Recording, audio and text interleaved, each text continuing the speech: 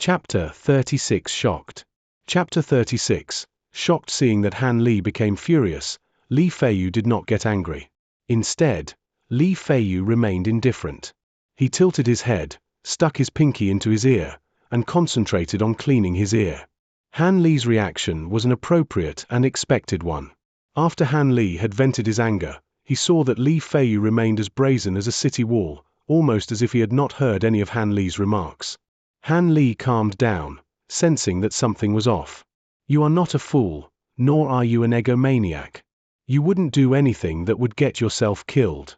You must tell me what your reason was behind such a reckless action right now, Han Li gravely demanded. Li Feiyu, seeing that Han Li's anger was quickly being replaced once again by reason, felt somewhat regretful. He assumed a wronged and pitiful appearance and repeatedly complained of this injustice by shouting, "Heavens! I'm being wrongly accused. A moment ago, I was actually about to give you an explanation, but you didn't even give me a chance to open my mouth. Now you're complaining about me. Am I truly no longer a person in your eyes?" This kind of whining was obviously fake. Anyone who took a quick glance at this farce would feel annoyed after seeing through the act. Han Li also could not help but think of taking advantage of the situation and stepped forward, fiercely kicking Li Feiyu, who was resembling a sure, tea-eating dog. "Give me less acting and more explaining. Quickly! You scoundrel! If the junior disciples that admire you see your lazy appearance, your image as a powerful and confident fighter would be completely shattered." Han Li gave him a bit of a mocking expression. Han Li currently had no time to vent his anger and argue with Li Feiyu. If this secret exchange was not handled well, the two of them would face enormous consequences. Li Feiyu seemed to realize what Han Li was thinking at this moment and no longer ridiculed or denounced him. Rather, he lazily walked over to the bundle and picked up a rare book. After standing up straight, his face had a mysterious radiance. With a smile that was simultaneously not a genuine smile, he handed the book over to Han Li. Afterwards, signaling with his eyes, Li Feiyu beckoned Han Li to look at the book's cover. Han Li reached out with his hand to receive the very thin and rare book, giving Li Feiyu a look filled with doubt. He was at a bit of a loss, not knowing what sort of crafty scheme Li Feiyu was plotting. "Open it and take a look for yourself.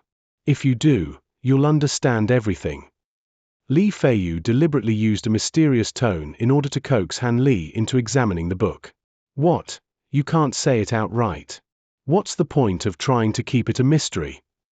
Although hesitation was evident on Han Li's face, he flipped through the pages of the book. He opened the cover, revealing the first page of the rare manual. The top of the page, neatly written in black and white, were 3 large words, "Blinking Sword Art." En. Han Li was slightly astounded. Han Li was astonished that the first book Li Feiyu had given to him was exactly what he desired. "Don't lose your focus. Come and see the rest of the books." Li Feiyu tossed over a few nearby rare manuals in succession. Han Li caught the books one by one and was completely stunned after quickly skimming through their entirety. All of their titles were clearly written with black and white characters, "Blinking Sword Art." Only after a long while had passed did Han Li lift his gaze from the books in his hands. Pointing his finger at the large pile of secret manuals on the ground, Han Li asked stammeringly, You cannot possibly tell me that these are all manuals for Blinking Sword Art." "I am very sorry, junior disciple Han. You have indeed guessed correctly." Li Feiyu shrugged his shoulders and spread his hands, his face wearing an expression of helplessness.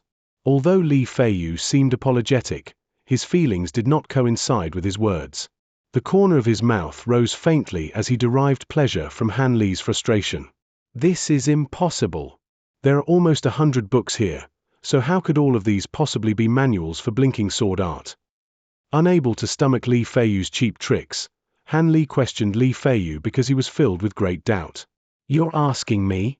Who was I even supposed to ask in order to verify that they were the right manuals without getting caught? I was at the corner of the 7 Supreme Division's library when I suddenly came upon so many rare manuals sharing the same name. I, too, was shocked." Li Feiyu rolled his eyes and mumbled to himself, giving off the appearance of having lingering trauma. Soon after, He saw Han Li's dumbfounded expression and couldn't help but laugh heartily. Li Feiyu would later say that seeing Han Li suffer such a shock was indeed a rare and impressive sight. Ordinarily, Han Li's face was always calm and composed, as if he always had a card up his sleeve. For Han Li to be shocked was near impossible. At this moment, Han Li had such a numb, foolish look that made Li Feiyu feel that these past few days had been well worth the taxing effort. After a moment, Han Li had at last cleared his mind.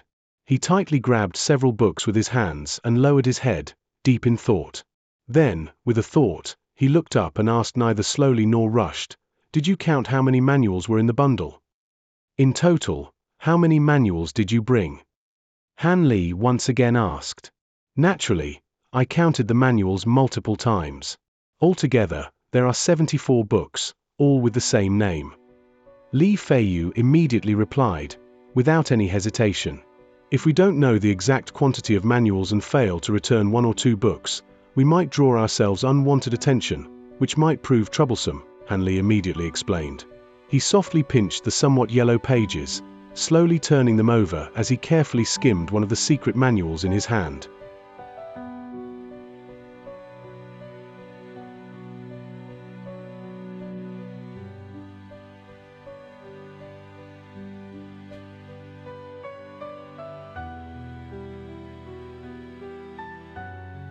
Chapter 37 3 Restrictions for Cultivation. Chapter 37 3 Restrictions for Cultivation. The crisp sound of pages flipping was pleasant to Han Li's ears. However, Li Feiyu hated that sound. He ignored Han Li, who was concentrating on reading, and walked towards the mountain spring. He pulled out a long saber from the mud and started practicing. Han Li glanced over at him. Seeing his friend's overwhelming energy, Han Li stopped paying attention to Li Feiyu's movements and shifted his concentration back to the book in his hands. Han Li could read at a shocking speed of 10 lines per glance. He quickly finished the thick book and grabbed another book without even lifting his head to look. He kept his eyes partly closed while reading, showing a pensive expression from time to time. His eyes were glued to the book's pages and unwilling to detach themselves for just a single moment.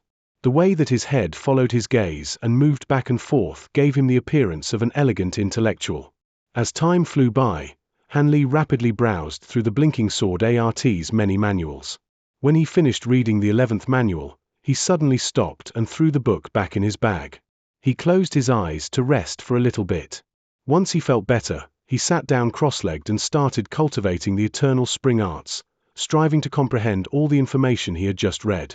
Han Li's facial expression shifted back and forth from excited and lively to serious and dispirited. Not knowing how much time had passed, Han Li finally opened his eyes and was shocked by what he saw in front of him. He didn't realize that Li Feiyu had sneaked up so close to his face while his eyes had been closed. Li Feiyu was in such close proximity that their noses had almost touched. "What are you doing? Aren't you supposed to be practicing with your saber?" "Junior disciple Han, can't see you what time it is right now? You're asking a stupid question." Li Feiyu pulled back his body and twitched his lips. Han Li realized just then that the sunlight had dimmed. He lifted his head and looked up. The sky was currently a bluish-gray color, which meant that it was already evening. Cough. "Time has really flown by while I was cultivating. I didn't notice that it was this late already." Han Li stood up and moved around a little bit. "So, did you find anything interesting in the book?" Li Feiyu looked at Han Li passionately, hoping that Han Li could tell him about the Blinking Sword art. It's not bad. I think this technique will suit me." "Heh. What do you mean not bad? Tell me the actual truth," said Li Feiyu in a slightly dissatisfied tone. "Specifically, these rare books are a combination of different techniques. In other words, there is no full set in here. They have all been pieced together from different martial art styles," Han Li slowly explained. "Then what is the meaning of the name Blinking Sword Art? Is it even an actual sword art? Why is the name so strange?" Li Feiyu was still unsatisfied by Han Li's response, so he kept asking questions. "Blinking Sword Art actually exists, but the manuals that pertain to it are only a small portion within the big mash-up," Han Li said with patience. "As for the name of the Blinking Sword Art, There is a special reason for it. What reason? Why can't you say it all at once? Stop talking sentence by sentence. You are just like the old people in town. Li Feiyu glared at Han Li. He couldn't stand Han Li's slow explanation. At Li Feiyu's urging, Han Li couldn't do anything else but speed up his clarification. According to the books, this sword art manipulates light to affect the opponent's eyesight, thereby giving the user a chance to land a decisive blow. It often makes your opponents lose their lives the moment they blink, hence the name blinking sword art. There is actually such a strange sword art? There are quite a few eccentric martial artists in this world. Li Feiyu showed a lot of interest after listening, but quieted right after Han Li's next sentence. This sword art has 3 restrictions. It cannot be practiced by those who have cultivated true qi, those who lack perseverance, or lastly, those without talent. When Li Feiyu heard the first requirement, he immediately gave up on cultivating the sword art. His true qi was already trained to a formidable stage. There was no way that he would be willing to disable his own internal strength to practice this new skill, which he knew next to nothing about. Since he had completely lost interest in the rare books, Li Feiyu didn't want to stay there any longer. He stood up and was getting ready to leave, but before he left, he warned Han Li to copy the rare books as soon as possible so he could bring back all the original copies when they next met. Even though these rare books weren't valued very much by other people, but if they disappear for a long time, it would still attract attention. Not long after Li Feiyu left, Han Li left the place as well. The whole landscape of the mountainous region was covered by layers of fog, causing it to be slightly dark. A forest of thistles grew on both sides of the narrow mountain paths.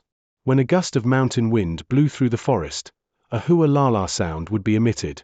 The leaves on the branches on both sides of the path would flutter about frenziedly, akin to bared fangs and dancing claws.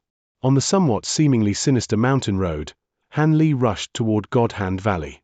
Because he left mountain when the sun was beginning to dim, the sky was completely dark by the time he walked halfway to the valley. If it hadn't been for his eternal spring arts, which sharpened his night vision, Han Li wouldn't have been able to rush down the mountain in this dark environment. After all, this small road was not well tread. The road was filled with dangerously placed twists and turns. If one were not careful, an accident was likely to occur, thereby claiming his or her fragile life.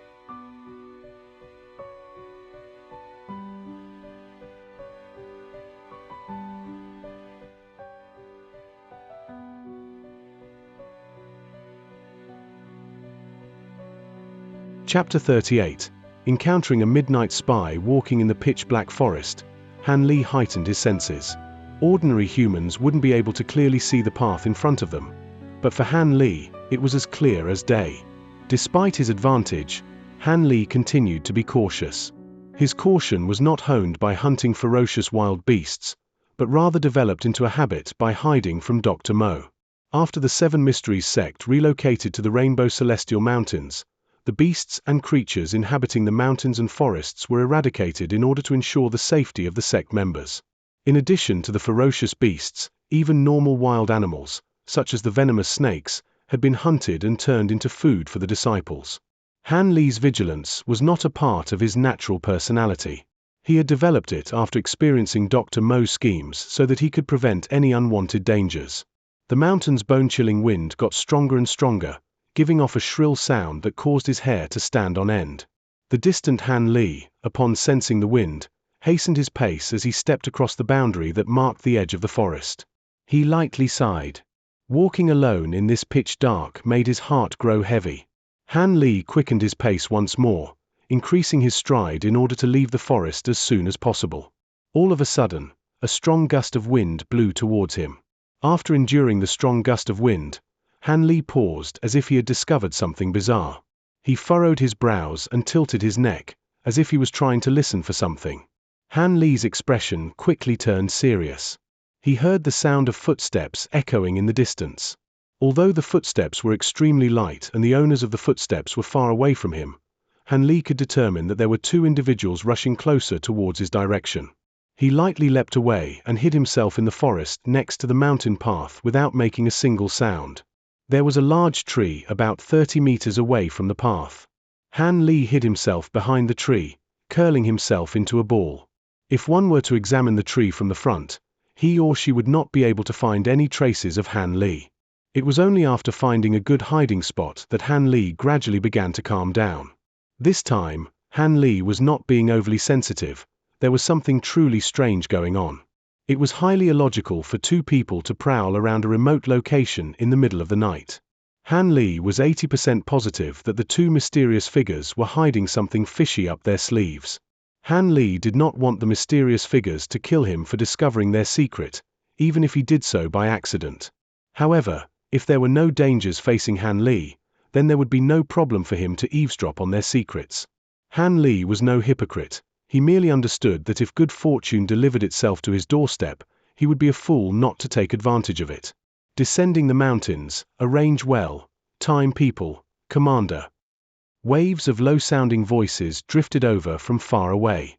At this moment, the mountain wind was blowing extremely strongly. As a result, most of the words had been scattered by the wind, leaving only a small portion of the conversation that made its way into Han Li's ears. Han Li was astounded to think that he had managed to discover a portion of their secret. In this region, the only person with the title of commander was the Golden Wolf Jiao Qianlong from the Feral Wolf Gang. This person had great enmity with the Seven Mysteries sect. Now that Han Li had heard his name in this remote location, it provided much food for thought. Jiao Qianlong was a ruthless, blood-drinking demonic figure in the eyes of the Seven Mysteries sect's disciples. Rumors told that he was a broad-shouldered man with a fat waist, long teeth, and a livid face. He supposedly ate human flesh and drank human blood 3 times a day. Many of the Seven Mysteries sect's junior disciples were frightened out of their wits just by hearing the rumors of such a devilish figure. However, according to Li Feiyu, the rumors were far from the truth. Contrary to the rumors, Jiao Qianlong was skinny and weak with exquisite facial features. He was quite young, in his early 30s. The rumors regarding how he ruthlessly killed people, however, were true. Jiao Qianlong could not be judged by his appearance. After all, based on his facial features alone, no one would expect him to be able to control the other members of the gang. Han Li gathered his thoughts as he tried to remember all that he knew about Jiao Qianlong. Sucking in a cold breath, he curled up even tighter, trying to lower the sound of his breathing. This time. Steal, list of names, kill. Another part of the conversation drifted over, clearer than before. The two mysterious figures were getting closer and closer to Han Li. Han Li did not even dare to breathe loudly. He knew that if he were to be discovered now, only death would await him. The two of them were likely spies from the Feral Wolf Gang, and they would definitely not let an outsider know of their secret. Plan, must, not, quickly. Gradually, the voices of these two mysterious figures got even lower. It seemed like they had reached the crux of their discussion, which meant that they were about to reveal the most crucial information. After a short moment, the voices got louder again, but Han Li could not hear them clearly. He could only hear the sound of the mountain wind blowing through. The outlines of these two mysterious figures passed by Han Li and gradually disappeared into the distance. Han Li still did not dare to make any movements for a long period of time. Only after activating the Eternal Spring Arts and determining that there was no one near him in a 30-meter radius did he slowly reveal himself. This time around, he had avoided certain death. Luckily for him, he managed to discover the movements of these two spies early on. If Han Li had met them face to face, he would surely have been killed to protect their secret. Even worse, based on his own martial skills, he did not even have a single shred of hope that he would survive such a confrontation. Han Li stood motionlessly at the same location. Lost in his thoughts, his fingers lightly rubbed his chin while he gazed at the direction where the two spies had disappeared. From the fragments of the secret conversation he heard, he could gauge that in the near future, the Feral Wolf Gang would undertake some action that would prove greatly detrimental to the Seven Mysteries sect. There was a high probability that this action would have a close connection with the list of names that was previously mentioned. What surprised him the most was that Han Li had already identified the identity of one of the figures despite of not being able to see their facial features. Even though the two mysterious figures had not spoken much, Han Li could match one of their low voices to the kitchen steward on the mountain of the Seven Mysteries sect. The steward, who had sold rabbits to Han Li back then, gave him a low impression. He had a mustache and an ignorant face, and he loved to take advantage of others. To think that he was actually a spy from the feral Wolfgang once again reminded Han Li that one could never be too cautious. But reflecting back upon it, this was something to be expected. Only with a position such as a kitchen steward could a spy been able to enter and leave the mountains and pass along any news that he or she had obtained without arousing any suspicions.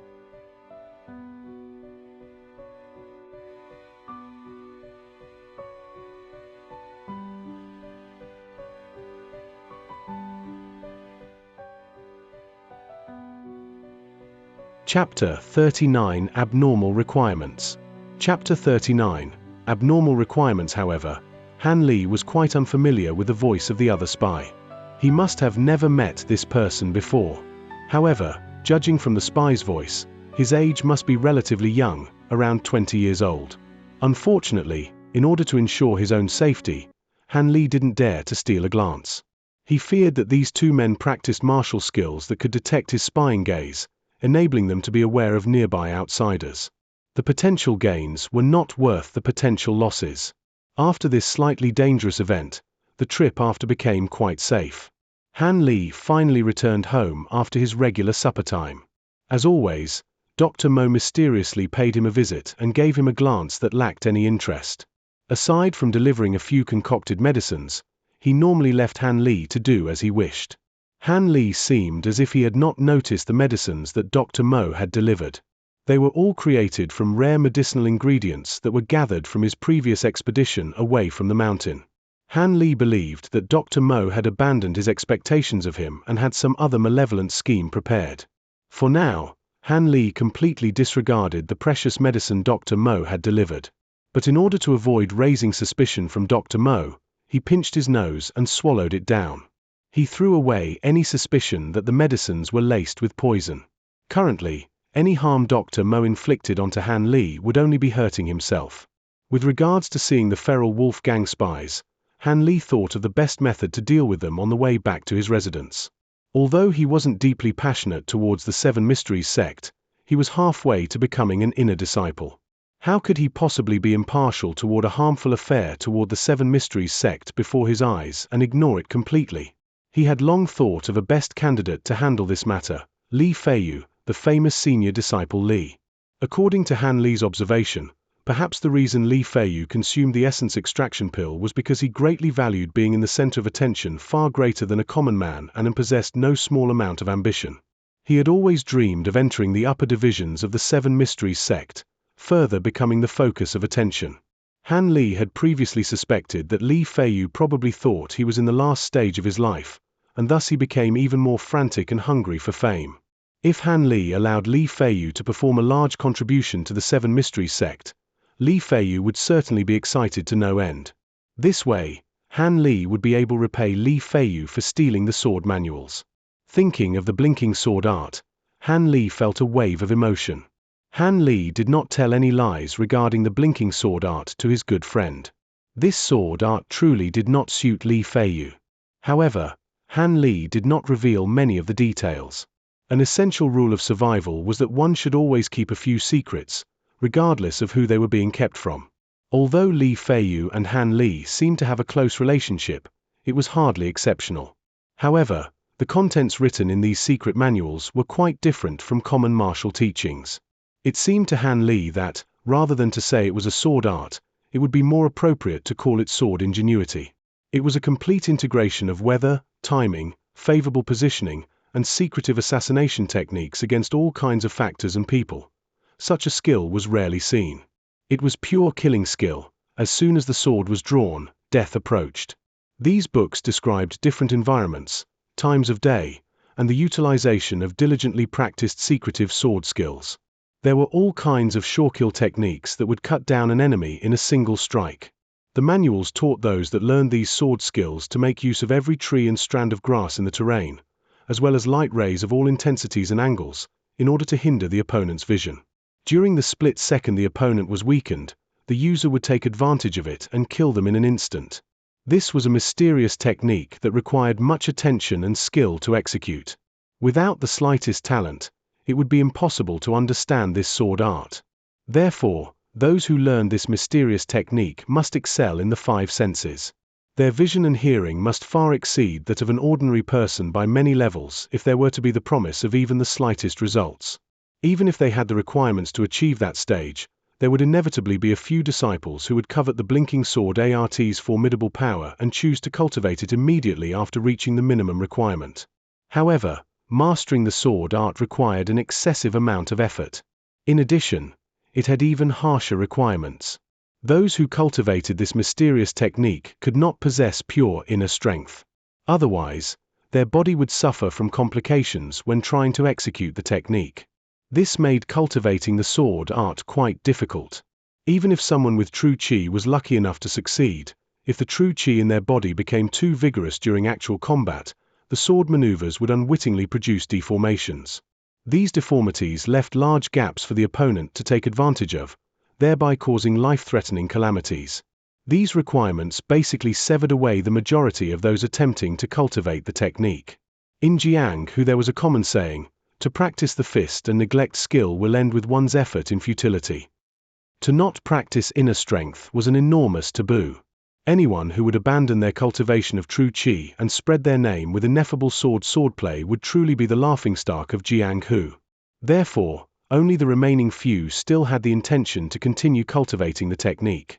However, even if those individuals had plenty of talent and had no problem with abandoning true chi, the final difficult barrier would thoroughly dispel their intentions of continuing down this path.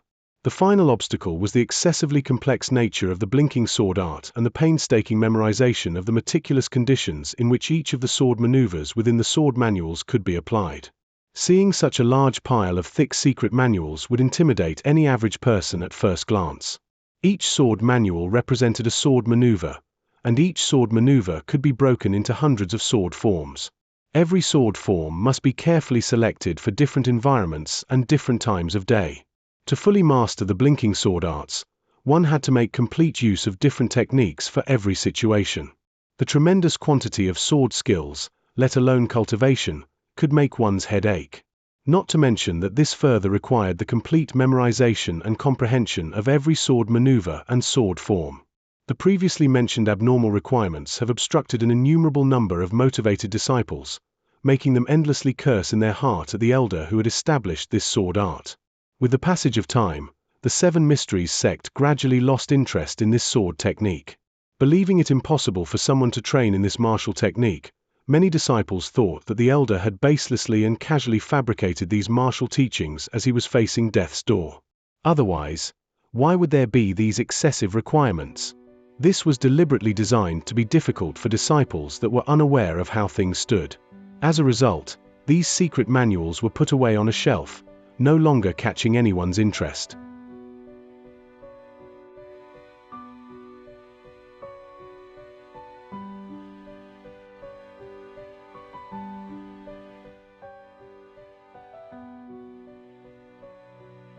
Chapter 40. Origin of the secret technique. Those who complained did not know that the elder who created this particular sword art had a very deep and profound level of skill. However, his meridians were injured during a battle against another cultivator of Jiang-hu. As such, he had been unable to cultivate true chi. In order to protect his status in the sect, the elder had kept the matter a secret. From then on, he acted mysteriously, pretending that he had overwhelming strength to deceive all of the members in the sect. Ever since then, however, it had been undeniable that he lacked the ability to protect himself. He had to rely on wit and experience from that moment on, protecting himself through deception. That era was when the Seven Mysteries sect stood at the height of its power. When this elder realized that his power would never recover, he became depressed and organized many covert raids on the smaller sects. He acted behind his superior's back by using deceptive schemes that hid his movements. During the raids, he forcibly seized many secret martial arts manuals, hoping to find a top-level skill that he could cultivate without true chi. After many years of research, the elder did indeed discover many mysterious techniques that didn't require true chi. However, none of them suited him. He was greatly depressed. However, this elder had talent and intelligence that far surpassed the norm. Suffering from depression and frustration, he decided to combine all the unfathomable martial techniques that he had discovered, thus creating his own set of top-tier skills. Once the notion appeared in his mind, he was fully obsessed by it. He intended to create a special set of technique unique to himself. This was something that all martial artists aspired to do. With his full attention and effort, he threw himself wholeheartedly into research.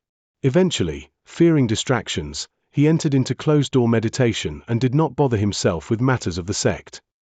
Creating a set of skills was an extremely difficult thing to do. Not to mention the fact that the skill he intended to create had to be a top-tier skill that did not require true chi to execute. Creating this unprecedented martial skill was a process filled with many hardships that vastly surpassed his expectations. However, his determination and willpower was beyond that of a normal human. After half a lifetime's worth of efforts that he expended over the course of 10 years, he finally created his skill, the blinking sword art.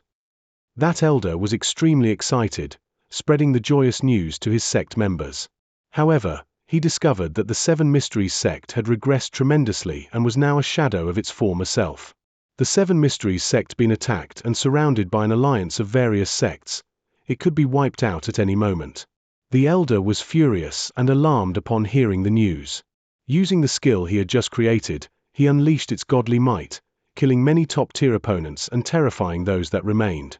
Under the encirclement of the various sects, he managed to slaughter a bloody path out to safety, creating immense merit for the Seven Mysteries sect. Regretfully, although the sect managed to avert the disaster, the elder was at the brink of death. He could only pass on his newly created skill and place it in the Seven Supreme Hall, leaving it behind for the other disciples before he passed away. What was even more regretful was that, even after all these years, none of the following generations had managed to successfully cultivate this particular skill other than Han Li. As a result, this bright pearl was hidden under the dust, never to see the light of the sun. Han Li had no idea of the history behind the blinking sword art. Even if he knew, he would not be moved. To him, as long as this particular sword art could allow him to protect his own life when he clashed against Dr. Mo, it was already sufficient. Why care about its history? Its creation process? Han Li had no interest in such mundane details. He was a practical man. Han Li would not be interested in spending his time and energy to understand things that had no benefits to him. In his own residence, Han Li lit an oil lamp as he laid in front of the table. He repeatedly flipped through the pages of the manual underneath the candlelight. He had no intentions of copying the manuals. What he was planned to do was to use his eidetic memory and memorize all the contents within the secret manuals. This way, he could always have the contents in his mind without arousing suspicions. Regarding Dr. Mo, Han Li still maintained a high sense of alertness. He was not foolish enough to think that he would be safe because Dr. Mo had slackened his supervision. If Dr. Mo knew about all the secret manuals he had in his residence, wouldn't all his plans come to naught? Under the dusky yellow light from the lamp, crackling sounds rang out, reminding Han Li that he had been studying for a long time and that it was time for him to get some rest. However, Han Li had no intention of stopping. He fully immersed himself in the contents of the secret manuals, absorbing all the information they contained into his mind. As the light popped, a shadow appeared on the wall and began to sway back and forth in the flickering light. Han Li continued to sit there, immersed in the sword manuals, and didn't budge an inch. His body contrasted sharply with this almost demonic shape. However, if one looked closely, he or she would see a sort of harmony between the two. As time passed, the shadow behind Han Li became fuzzy as it slowly faded away into nothingness. Outside, dawn had broken. Unknowingly, Han Li had spent an entire night studying. Pa! A soft sound rang out as the light from the lamp died out.